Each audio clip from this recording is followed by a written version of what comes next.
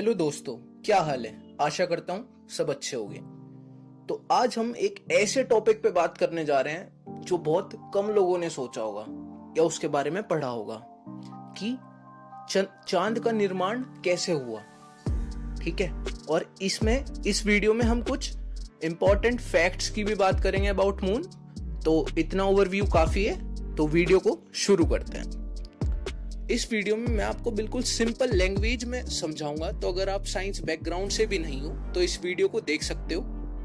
तो चलो शुरू करते हैं। तो इसकी कई सारी थ्योरीज हैं, तो पहले उन पे बात करते हैं। सबसे पहले इस टॉपिक के ऊपर कि चांद का निर्माण कैसे हुआ, कैप्चर थ्योरी आई। उसने कहा कि मून एक एस्ट्रॉयड है।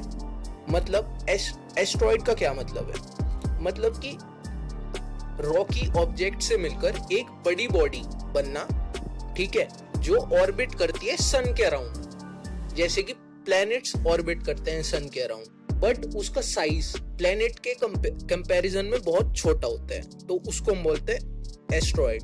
ठीक है, तो इस थ्योरी ने कहा कि मून तो कहीं और बना है सोलर सिस्टम में, बट उसे अर्थ की ग्रेविटी ने कैप्चर कर लिया। इसके एक कॉन्ट्रास्ट में एक नई थ्योरी आई। उसने कहा कि अर्थ का फॉर्मेशन हो रहा था, उसके साथ ही मून बन गया। फिर फाइनली फिजन सिनारियो ने बताया कि अर्थ की जो स्पिन है वो इतनी फास्ट है कि उसका कुछ टुकड़ा टूट गया और वो भी ऑर्बिट करने लगा अर्थ के अराउंड, जिसको हम मून बोलते हैं। अब ये तो थी कुछ थ्योरीज, बट जो मोस्टली एक्सेप्टेड है आज तक भी, उसका नाम है जायंट इम्पैक्ट थ्योरी। ये बात हम कर रहे हैं 450 करोड़ साल पहले की। ठीक है, तब क्या हुआ, अर्थ का कोलिजन एक प्लेनेट से हो गया। उस प्लेनेट का साइज मार्स जितना था, मतलब अर्थ के आधा साइज। ठीक है, उसका और अर्थ का कोलिजन हुआ तो उससे बहुत सारी हीट निकली और उसमें से कुछ पीसेस ऑफ रॉक्स एक साथ इकट्ठी हो गई और वो अर्थ के अराउंड ऑर्बिट करने लगी, और उसको ही हमने बोला मून, कि ऐसे चांद का निर्माण हुआ। ठीक है, और आपको एक इंटरेस्टिंग बात बताऊं कि जो डायनासोर्स मरे थे ना, वो इस फैक्ट के कारण मरे थे कि थिया और अर्थ का कोलिजन हुआ था, तो इतनी भयंकर हीट निकली थी, उसकी वजह से ही डायनासोर का नाश हुआ था। ठीक है, अब इसका एविडेंस क्या है? तब अपोलो मिशन हुआ, तो अपोलो मिशन से तब साइंटिस्ट वापस आए और चांद पे से सॉयल और रॉक लाए, तो उसकी जो केमिकल और आइसोट्रॉपिकल प्रॉपर्टीज थी वो अर्थ से मैच कर रही थी। सो इसने सब थ्योरी को रॉन्ग प्रूफ कर दिया कि अगर मान लो कि मून कहीं और सोलर सिस्टम में बना होता तो उसकी प्रॉपर्टी और अर्थ की प्रॉपर्टी तो डिफरेंट होती ना।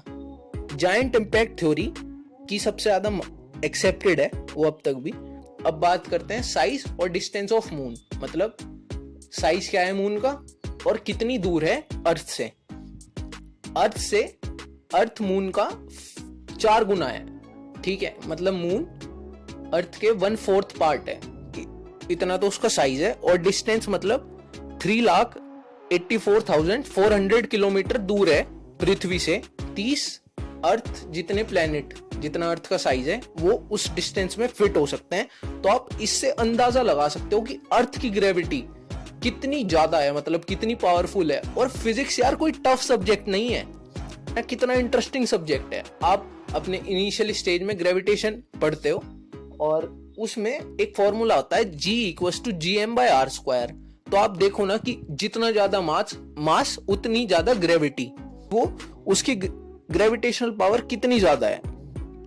ठीक है, अब बात करते हैं एक बहुत ही इंटरेस्टिंग फैक्ट की कि चांद की, हम जानते हैं कि चांद की अपने पास कोई लाइट नहीं है, बट तब हम उसको देखते हैं तो वो चमकता हुआ दिखता है। तो उसके पास लाइट आई कहां से?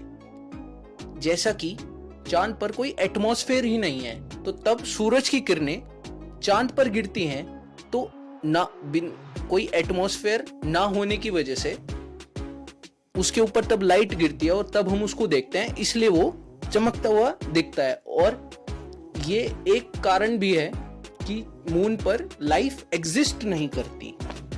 ठीक, अब हम बात करते हैं चांद पर पानी कैसे मिला और किसने इसकी खोज की। तो तब शुरू में लूनर मिशंस और अपोलो मिशंस हुए तो हम सब लोग सोचते थे उनके रिजल्ट से कि चांद का सरफेस तो ड्राई है और वहां पर ड्राई सॉइल है और वहां पर पानी एग्जिस्ट नहीं करता, बट ऐसा नहीं था तब। और ये बहुत प्राउड है इंडियंस के लिए कि 2008 में चंद्रयान फर्स्ट ने डिटेक्ट करा हाइड्रोक्सिल मॉलिक्यूल्स चांद पर। उन्होंने क्या किया कि माइक्रो मेटेरॉइड्स को बहुत बर्छाव की लूनर सरफेस पर, तो क्या हुआ वहां से पानी निकला। और एक इंटरेस्टिंग फैक्ट बताऊं, जो तब वो पानी निकला तो वो सीधा स्पेस में चला गया। ऐसा क्यों हुआ? ऐसा इसलिए हुआ क्योंकि वहां पर कोई एटमॉस्फेयर एग्जिस्ट नहीं करता, इसलिए जितना भी वो पानी था वो सारा स्पेस में चला गया। तो साइंटिस्ट ने बताया कि जो चांद का सरफेस है वो प्रोटेक्ट है, मतलब उसके कुछ नीचे पानी है और उसके ऊपर सरफेस पर ड्राई सॉइल है। और एक और इंपॉर्टेंट बात कि मून की वजह से ही धरती पर स्टेबल क्लाइमेट है। ठीक है, और इस टॉपिक पर हम बात अगली वीडियो में करेंगे कि अर्थ पर क्या इफेक्ट पड़ेगा अगर मून फट गया, मतलब मून खत्म हो गया तो अर्थ पर क्या इफेक्ट पड़ेगा। So thank you very much. आज की वीडियो इतना ही थी। मिलते हैं नई वीडियो में, और पसंद आई हो तो like, share and subscribe my channel, और कमेंट करके बताना वीडियो कैसी लगी। और आप लोग इंस्टाग्राम पे भी मेरे को फॉलो कर सकते हो, लिंक डिस्क्रिप्शन में है।